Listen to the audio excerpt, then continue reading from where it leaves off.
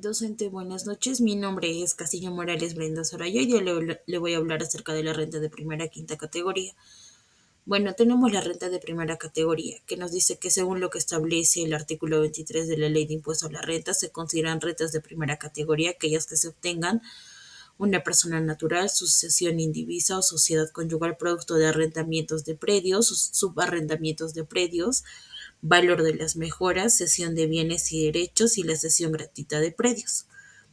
Vemos los pagos a cuentas que nos dice que es un abono del 6.25% de la renta neta, que equivale al 5% de la renta bruta.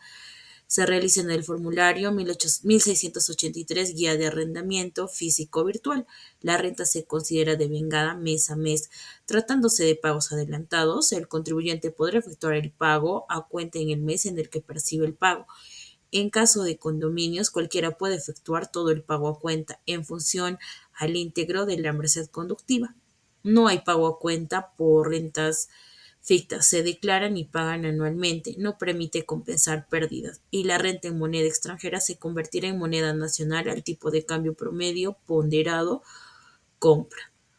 Las multas por no declarar dentro de plazo nos dice que cuando una persona que tiene rentas de primera categoría no presenta la declaración pago correspondiente a un arrendamiento, sea de un bien mueble o de un bien inmueble, incurre en infracción tributaria. Esa infracción se encuentra imprevista en el numeral 1 del artículo 176 del Código Tributario. La multa que le corresponde es del 50% de una unidad impositiva tributaria. Si presenta la declaración subsana infracción antes que SUNAT le notifique que incurrió en la infracción, se aplicará una reducción respecto del monto de dicha multa. Ahora veremos la renta de segunda categoría, que nos dice que son los ingresos que las personas naturales obtienen por la realización de actividades u operaciones establecidas en el artículo 24 de la Ley del Impuesto a la Renta. Están sujetos a impuestos las personas naturales, las sucesiones indivisas y las sociedades conyugales. Los ingresos afectos, como las transferencias de bienes inmuebles, las cesiones de derechos de llave, marcas, patentes, regalías o similares, y los dividendos obtienen los accionistas de una empresa y la colocación de capitales.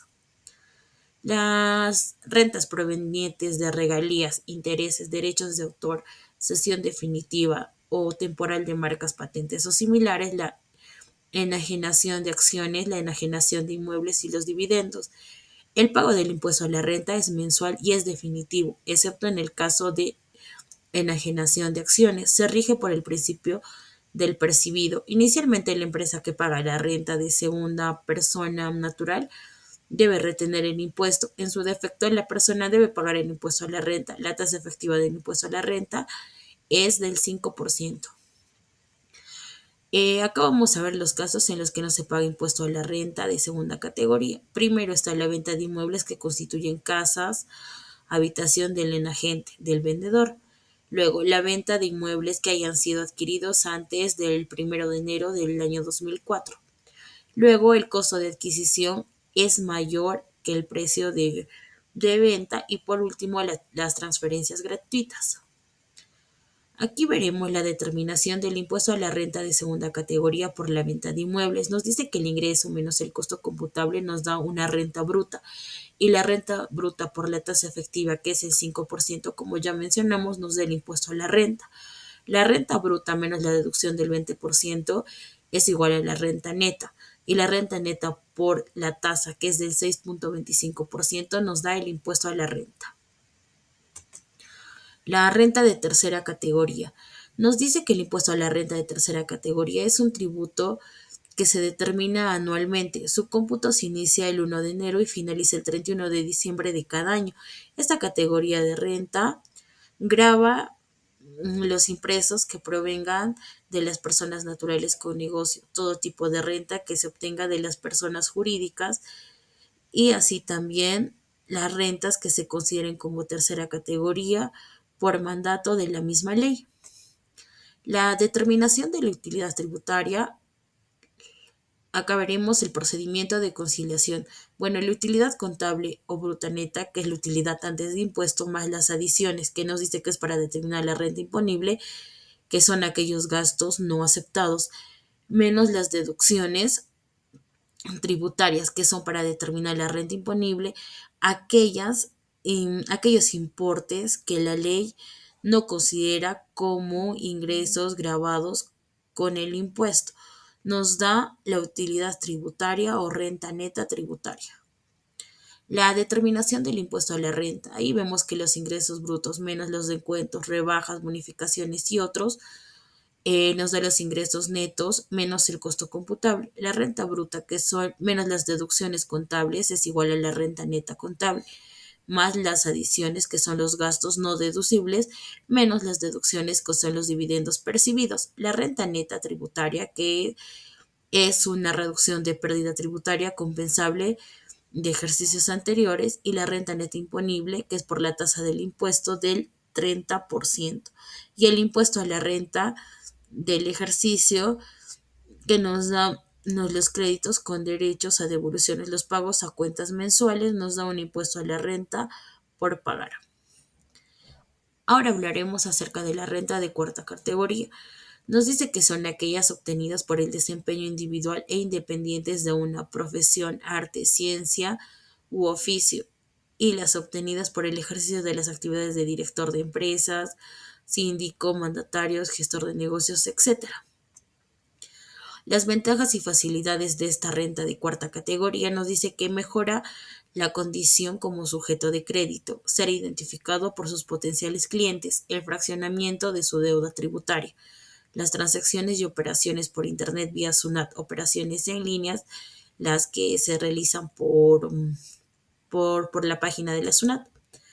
Acá vemos los ingresos considerados, que es de la renta de cuarta categoría. Tenemos el trabajo individual, que es el ingreso personal por el desarrollo de una profesión, como ya mencionamos, arte, ciencia u oficio, cuyo cobro se realiza sin tener relación de dependencia. Los ingresos que se perciban por los servicios prestados bajo el ámbito de la contratación administrativa de servicios con el Estado.